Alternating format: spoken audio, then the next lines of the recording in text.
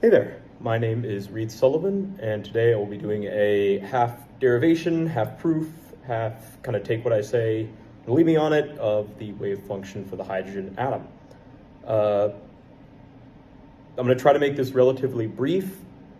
That being said, because of that, there will be a couple of concepts or derivations I skip over and ask you to leave me on. If I tried to stay here and derive, something like the Legendre or Laguerre polynomial equations, we'd be here for hours. And considering my phone's about to run out of battery, let's not do that.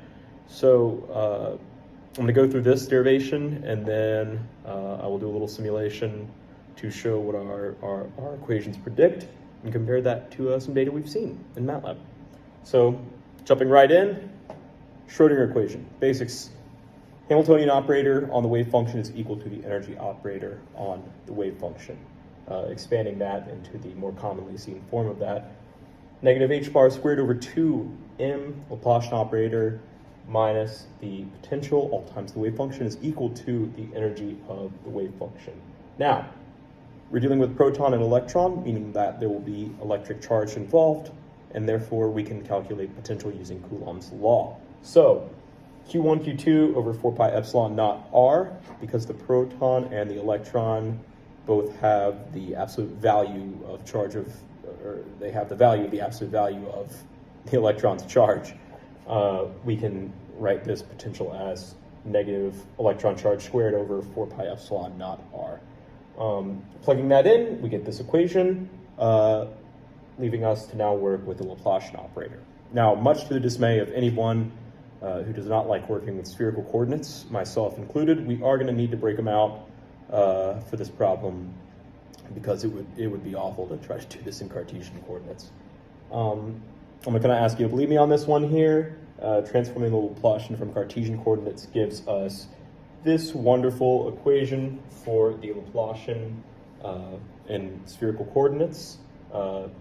Substituting in the wave function for the f, here we get this wonderful equation. As you can see, it continues on down here. This just kind of summarizes, or kind of combines this equation with the Laplacian. Now, this is a partial differential equation, which don't want to deal with, so we're going to break this up into, over the next couple minutes, some ordinary differential equations.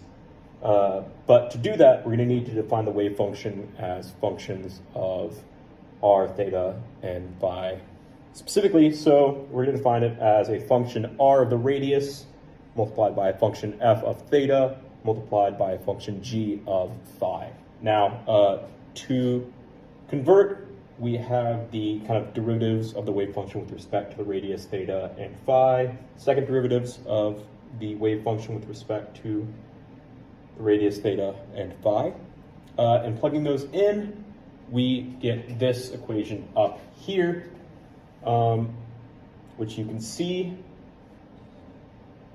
right here. Now, in order to work with these, because we have them equal to 0, that means we can set part of the equation equal to another part of itself. And we are going to separate this into the radial and then the angular components. They're going to be equal to a constant because they are equal to each other regardless of the which specific coordinates we're looking at and the time, which makes this a little bit easier to work with. So we're now going to kind of break this up, and looking first to the angular components. I kind of changed around the angular equation we had a little bit, just simplified it, brought around some terms. So we have sine theta over f d d theta of sine theta df d theta plus c sine squared theta is equal to negative 1 over g d squared g d phi squared. And we're going to set that equal to m squared, because now we can separate this into the theta components and the phi components. So looking now over here, we have negative 1 over g, d squared g over d phi squared is equal to m squared. Those of you who have done differential equations before will be able to pretty easily recognize that as an exponential function.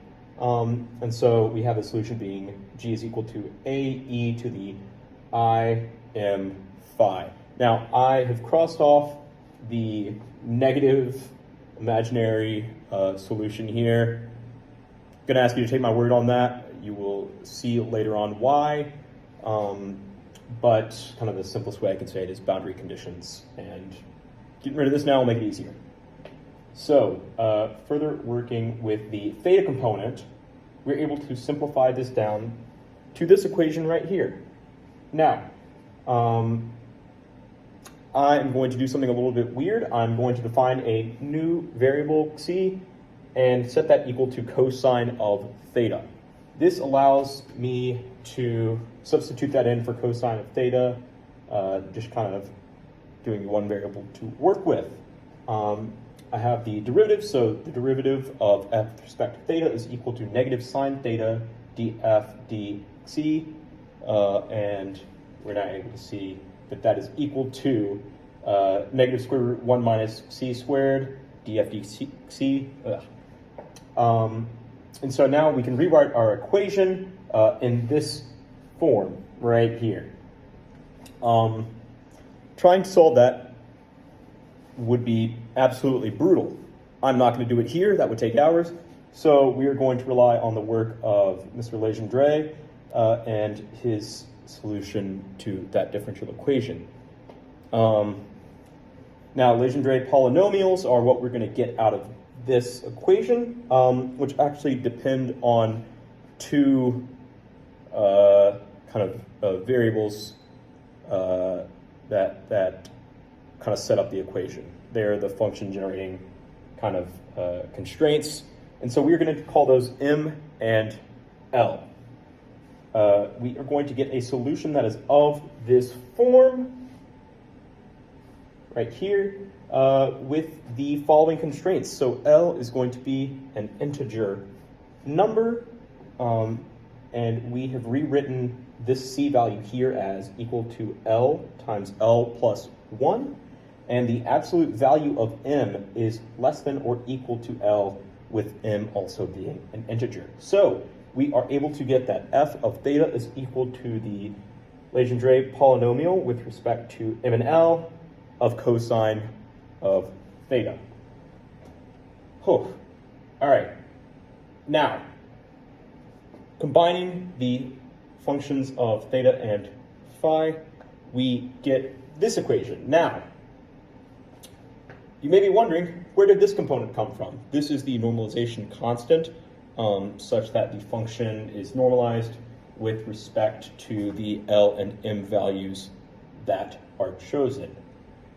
If you've seen this equation before, this is actually the equation for the spherical harmonics, which is written like this. So y of M and L of theta and phi is the spherical harmonics. So we've now worked with the angular portion, and we're now going to switch over to finally the radial portions.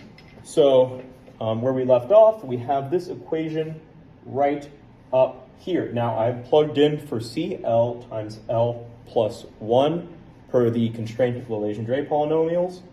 And so we are now going to kind of move these variables around to get everything equal to 0.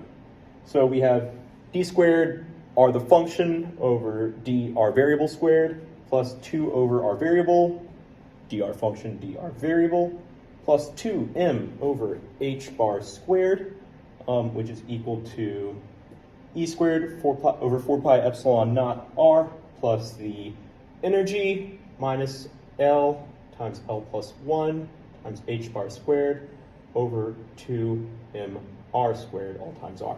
Now, the astute among you will realize that we've got an energy term here for the potential, an energy term here, and another term here.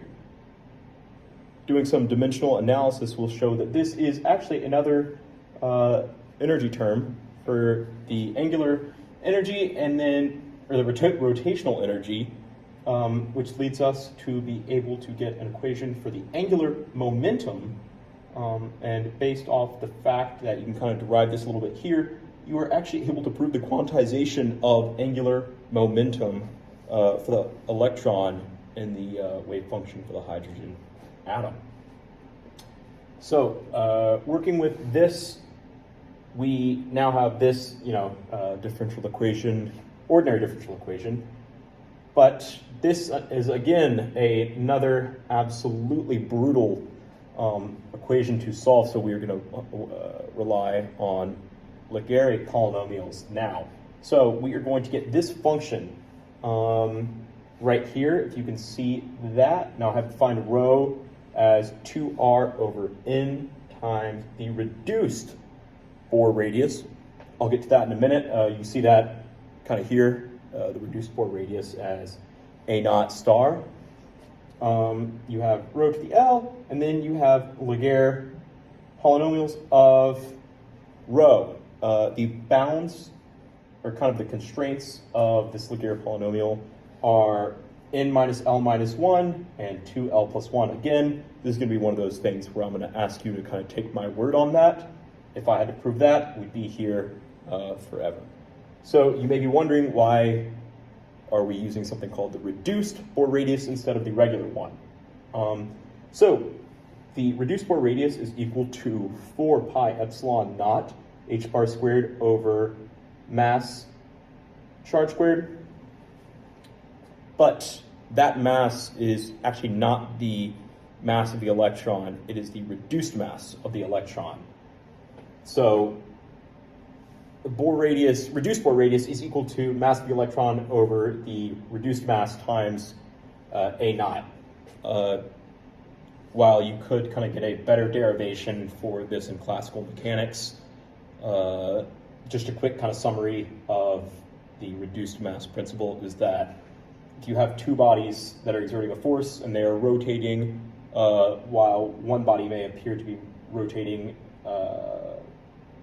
significantly more, the other one may still be rotating, and to take that into account and consider this, in our case, the proton in the middle as stationary, it is the equivalent to considering a stationary proton with a rotating electron with a reduced mass. So, now that we have our functions for theta and phi, as well as our function for the radius, we are now able to combine everything into the wave function of the hydrogen atom, which is of the following form. We have a square root of 2 over the energy level in reduced Bohr radius to the third, n minus L minus 1 over 2n times n plus L factorial.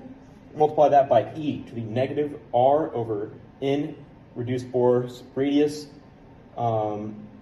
Take 2r over n reduced Bohr radius, take that to the power of L, and then we're going to do the Laguerre polynomials with the constraints and function we talked about earlier. And finally, we're going to move on to the spherical harmonics of M and L with theta and phi. So that is the wave function of the hydrogen atom. We can show the basic form as well as the quantum numbers which arise when you do the calculations. And now we'll move on to the simulation portion. All right, so we are now going to move on to the simulation portion of this video. So I'm going to quickly show some of the code that I wrote for this. So this is the spherical harmonic equation. And my code does rely on the Legendre and the Laguerre built-in MATLAB functions. So this is the radial part. Show that. And then finally, the hydrogen wave function. Here we go. Now, the quantum numbers right here, those were the last ones I tried.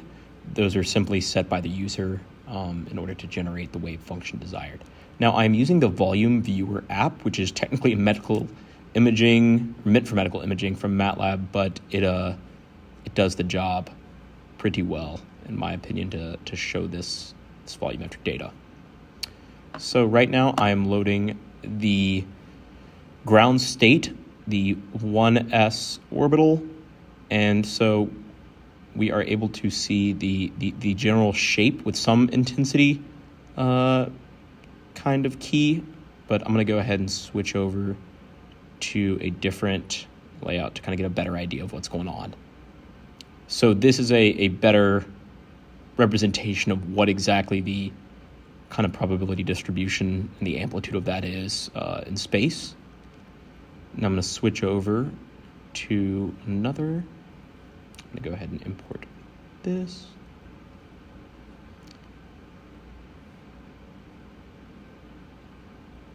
So now we are looking at the 431 quantum number electron orbital. I've simply kind of sliced it in the YZ plane just to kind of compare them to the values of this chart. This is a bit more official chart showing the simulations, so we can see even the kind of intensity lulls on the far left and the far right here, these kind of nodes. It's matching up, and looking at the volume, we get this shape. Again, kind of cleaning it up a little bit. Let's see if I can do that. We're going to get a little bit more visible of a shape, and looking at the intensity,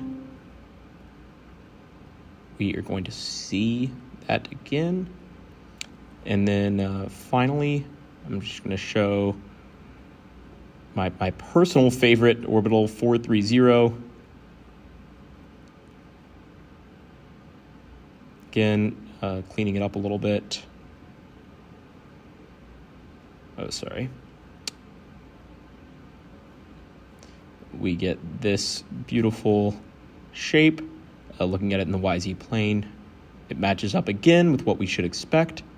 And looking at the intensity, we get this. All right, well, that's going to wrap it up. Thank you for watching. Hope you enjoyed. And yeah, thanks.